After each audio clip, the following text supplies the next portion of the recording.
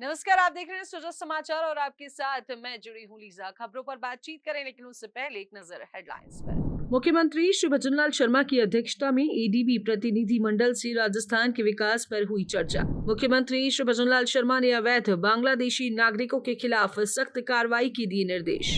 जनसंपर्क आयुक्त श्री सुनील शर्मा की सेवानिवृत्ति पर भावभीनी विदाई। भजनलाल सरकार की पहल से मालपुरा टोडा रायसिंह में प्राचीन जल स्रोतों का पुनरुद्धार, ग्रामीणों को मिलेगा पेयजल का समाधान। चलिए अब बात करते हैं खबरों पर विस्तार से। मुख्यमंत्री श्री भजनलाल शर्मा ने प्रदेश को वर्ष 2030 तक $350 बिलियन की अर्थव्यवस्था बनाने के संकल्प के तहत एशियाई विकास बैंक यानी एडीबी के साथ रणनीतिक साझेदारी को महत्वपूर्ण बताया है। मुख्यमंत्री श्री भजनलाल शर्मा ने कहा कि प्रधानमंत्री श्री नरेंद्र मोदी के विकसित भारत 2047 के विजन को साकार करने के लिए राजस्थान को भी वर्ष 2047 तक एक विकसित राज्य बनाना है और इसी दिशा में एडीबी का सहयोग निर्णायक रहेगा। मुख्यमंत्री श्री भजनलाल शर्मा ने एशियन डेवलपमेंट बैंक के प्रतिनिधि मंडल संग उच्च स्तरीय बैठक में राजस्थान के आधारभूत ढांचे, सड़क तंत्र और निवेश संभावनाओं पर विस्तार से चर्चा की। मुख्यमंत्री श्री भजनलाल शर्मा ने एडीबी के योगदान की सराहना करते हुए कहा कि यह साझेदारी रोजगार, हरित विकास और समावेशी अर्थव्यवस्था को नई गति देगी। जयपुर मेट्रो फेज 2 से लेकर पेयजल, सीवरेज, शहरी पार्क व सार्वजनिक परिवहन तक एडीबी के सहयोग से राजस्थान को तकनीकी और वित्तीय मजबूती मिल रही है। मुख्यमंत्री श्री भजनलाल शर्मा के नेतृत्व में यह बैठक प्रदेश के सर्वांगीण विकास की दिशा में एक सशक्त और दूरदर्शी पहल साबित हो रही है। मुख्यमंत्री श्री भजनलाल शर्मा ने कहा कि प्रदेश के हर घर और हर खेत तक निर्बाध बिजली पहुंचाना उनकी सरकार की सर्वोच्च प्राथमिकता है। उन्होंने यह भी स्पष्ट किया कि राजस्थान सरकार 2027 तक किसानों को दिन के समय बिजली उपलब्ध कराने और औद्योगिक क्षेत्रों को सुचारू रूप से बिजली आपूर्ति सुनिश्चित करने के लक्ष्य के साथ तेजी से काम कर रही है। मुख्यमंत्री श्री भजनलाल शर्मा ने मुख्यमंत्री आवास पर ऊर्जा विभाग की समीक्षा बैठक की अध्यक्षता करते हुए अधिकारियों को कई अहम दिशा निर्देश दिए। मुख्यमंत्री श्री भजनलाल शर्मा ने अधिकारियों से कहा कि गर्मी के मौसम में बढ़ती बिजली मांग को देखते हुए पीक डिमांड के समय भी बिजली आपूर्ति में कोई रुकावट नहीं होनी चाहिए। राज्य सरकार ने रबी सीजन से लेकर अब तक किसानों और आम उपभोक्ताओं को बिना किसी बाधा के बिजली उपलब्ध करवाई है, जो सरकार की प्रतिबद्धता का प्रतीक है। सीएम श्री शर्मा ने विद्युत उत्पादन यूनिट्स की निरंतर और प्रभावी कार्यवाही के निर्देश दिए। उन्होंने पीएम कुसुम योजना के तहत 5000 मेगावाट का अतिरिक्त आवंटन मिलने के बाद सौर ऊर्जा संयंत्रों की स्थापना को तेज करने पर बल दिया है। मुख्यमंत्री श्री भजनलाल शर्मा ने मुख्यमंत्री निवास पर आयोजित बैठक में अवैध रूप से राज्य में रह रहे बांग्लादेशी नागरिकों के खिलाफ सख्त कार्रवाई करने के निर्देश दिए। मुख्यमंत्री ने कहा कि यह कार्रवाई राज्य की सुरक्षा और नागरिकों के हितों को ध्यान में रखते हुए की जाएगी। उन्होंने संबंधित अधिकारियों को आदेश दिया कि अवैध रूप से रह रहे बांग्लादेशियों के खिलाफ एक सघन अभियान चलाया जाए और उन्हें जल्द से जल्द डिपोर्ट किया जाए। मुख्यमंत्री श्री भजनलाल शर्मा ने राज्य में कानून और व्यवस्था को बनाए रखने के लिए एक सख्त कदम उठाया है। सीएम श्री शर्मा ने कहा कि किसी भी प्रकार की अवैध गतिविधियों को बर्दाश्त नहीं किया जाएगा और अधिकारियों को त्वरित कार्रवाई करने की हिदायत दी है। इस पहल के तहत पुलिस और संबंधित विभागों को बांग्लादेशी नागरिकों की पहचान कर उन्हें डिपोर्ट करने का कार्य सौंपा जाएगा।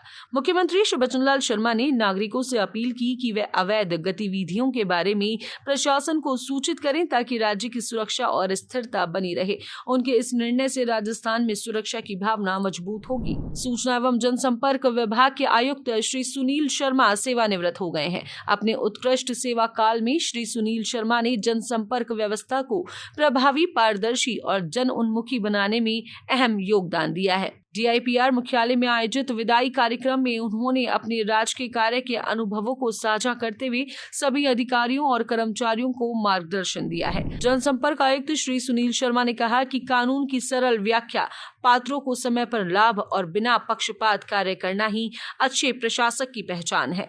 उन्होंने अधिकारियों और कर्मचारियों की कार्य दक्षता की सराहना की और उन्हें धन्यवाद दिया। श्री अरविंद सारस्वत ने कहा कि श्री सुनील शर्मा ने अपनी कार्य कुशलता और नेतृत्व क्षमता से प्रेरित किया। श्री राजेश व्यास ने बताया कि उनके साथ कार्य करना प्रेरणादायक रहा। सूचना एवं जनसंपर्क विभाग के आयुक्त श्री सुनील शर्मा हुए सेवानिवृत्त। सभी अधिकारियों एवं कर्मचारियों ने दी भावभीनी विदाई।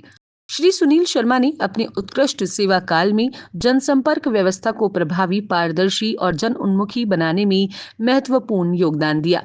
सेवानिवृत्ति के मौके पर श्री सुनील शर्मा ने कहा, बिना पक्षपात कार्य कर सभी का विश्वास जीतना ही अच्छे प्रशासक की निशानी। 2013 बैच के आईएएस अधिकारी श्री शर्मा ब्यूरोक्रेसी में अपनी सौम्य छवि के लिए विख्यात रहे। सबसे बड़ी बात तो ये है कि वर्तमान सरकार में आदरणीय मुख्यमंत्री श्री भजनलाल शर्मा जी ने ये मुझे अवसर दिया कि मैं इस सरकार के लिए अपने महत्वपूर्ण विभाग में और सरकार की योजनाओं की जो क्रियान्विति है उसके बारे में, नवीन योजनाएं जो आई हैं उनके बारे में और सरकार आगे से आगे जो कदम बढ़ा रही है उसका प्रचार प्रसार लोगों तक कैसे हम लोग कर सकें, अच्छे तरीके से कर सकें, क्वालिटेटिव इम्प्रूवमेंट के साथ कर सकें, तो लोगों के पास सहजता से वो चीज़ पहुंच जाए, इसके लिए पूरा प्रयास किया है। और इसके लिए आदरणीय मुख्यमंत्री जी को भी धन्यवाद कि उन्होंने मेरे को ये अवसर दिया। और मैं मानता हूँ कि विभिन्न विभागों में भी मैं जब रहा तो उस समय उस विभाग की क्या आवश्यकता थी, उसमें जो महत्वपूर्ण कार्य उस विभाग से संबंधित थे उनके एग्जीक्यूशन के लिए क्या बेस्ट कर सकते हैं, वो सारे कार्य मैंने करने की पूरी कोशिश की है। आज चूँकि ये कार्यक्रम मेरे सेवानिवृत्ति के उस अवसर पे विभाग वाले कर रहे हैं, इसलिए उनको भी बहुत बहुत धन्यवाद। राजस्थान की भजनलाल सरकार ग्रामीण क्षेत्रों में पेयजल संकट को खत्म करने के लिए तेजी से काम कर रही है। इसी कड़ी में मालपुरा टोडा रायसिंह विधानसभा क्षेत्र में प्राचीन जल स्रोतों को पुनर्जीवित करने की शानदार योजना शुरू की गई है। जलदाय विभाग द्वारा संचालित इस योजना से गांवों के पुराने कुएं और बावड़ियां फिर से जलमय होंगी। जलदाय विभाग के एक्सीएन श्री संदीप बाटड़ ने जानकारी दी कि इस योजना के तहत क्षेत्र के करीब 75 पुराने कुएं और बावड़ियों की मरम्मत, साफ सफाई और पेयजल आपूर्ति की व्यवस्था की जाएगी। करीब 3 करोड़ रुपए की लागत से इन जल स्रोतों को फिर से उपयोगी बनाया जाएगा। जलदाय विभाग इन कुओं को लोहे के जाल से ढककर सुरक्षित करेगा। साथ ही बिजली कनेक्शन और मोटर पंप की भी व्यवस्था की जाएगी ताकि ग्रामीणों को निर्बाध जल आपूर्ति मिल सके। जलदाय विभाग ने मानसून से पहले ये सभी काम पूरे करने का लक्ष्य रखा है। पहले इन प्राचीन कुओं से ही पीने और सिंचाई के लिए पानी मिलता था, लेकिन समय के साथ ये जल स्रोत उपेक्षित हो गए। अब सरकार के इस प्रयास से न केवल पेयजल की समस्या दूर होगी बल्कि पारंपरिक जल संस्कृति का संरक्षण भी होगा। इस योजना के शुरू होने से ग्रामीण महिलाओं में विशेष रूप से खुशी का माहौल है, क्योंकि अब उन्हें पीने के लिए दूर से पानी नहीं लाना पड़ेगा। ये पहल आने वाले समय में अन्य क्षेत्रों के लिए एक प्रेरणा बन सकती है।